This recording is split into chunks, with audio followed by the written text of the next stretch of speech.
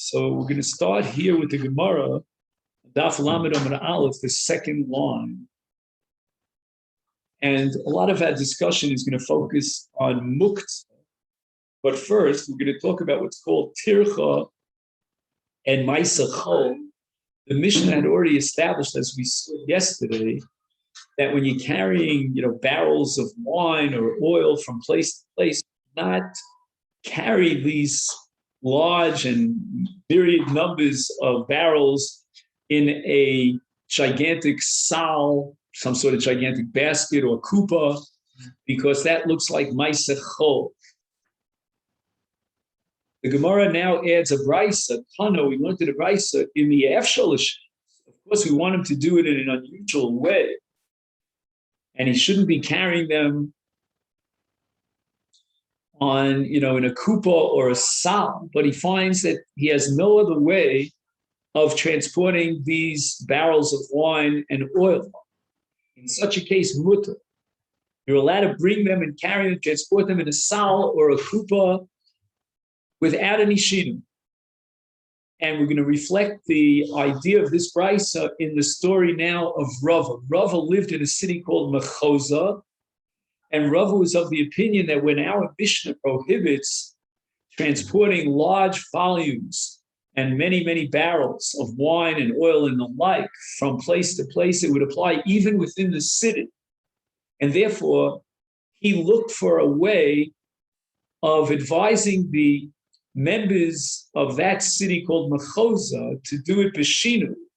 If they had to, on Yontif, bring this amount, this large volume from place to place. Askin, he made a takana, Rava Mechusa, and whatever he did was, in contrast to the Sabalim are those professional schleppers, who transport things from place to place. So whatever they did in the context of their profession, we have to do it differently on Yontif.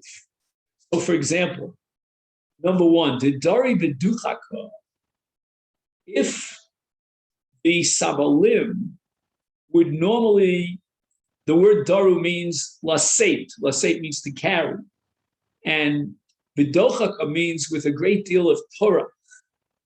Right? For example, they would fill up a barrel or a sack with fruits or vegetables or grains, and they would carry it on Yontif, then we should do it differently in contrast to the way they do it. And what should we do? Lidru biragla.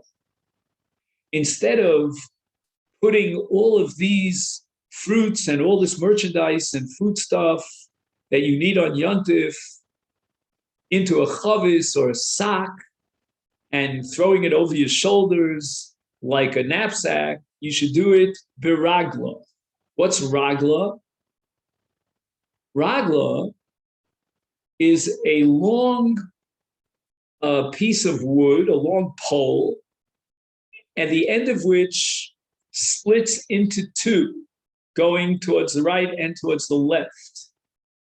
And what he can do is he can place this ragla, this long piece of wood, in a way that the two ends that split towards the right and the left sort of hug against his neck, if you follow. In other words, he, so to speak, he puts the wine and so forth that he has to carry half on this side, half on this side, and his head with his shoulders, his neck, is in between. And then it's a lot easier. He can, I'm just guessing, he put his hands underneath and give it an extra weight. And not only that, the pole in the back would serve for resting. In other words, when he got tired, he could lean back on this pole that reached the karka, that reached the ground. So notice Rava is trying to accomplish two goals simultaneously. Number one, his first goal is to do it differently than the way the Sabalim, the professionals, would do it during the week. That's his first goal. His second goal is to do it in a way that's noach yoseh, that's more comfortable for him, in order not to have extra tircha on Yontif. So he has both a shinui and he reduces the element of tircha. Because again, since he has this like fork kind of thing that's holding up the two barrels as he moves forward, and he can go backwards to rest, that's considered more comfortable. However, the Daru Baragla, if the situation is such that even during the weekday, the professionals will carry, Daru means to carry, as we said before, the Baragla, they use this very method that we prescribe, and we need to do it in a different way on Yom Tov, then Lidru be Agra. Agra is a long pole which you put on your shoulder. So what you have is you have two people side by side, like the picture of the Meraglim, if you remember, when they carried the grapes. And each one of these two people faces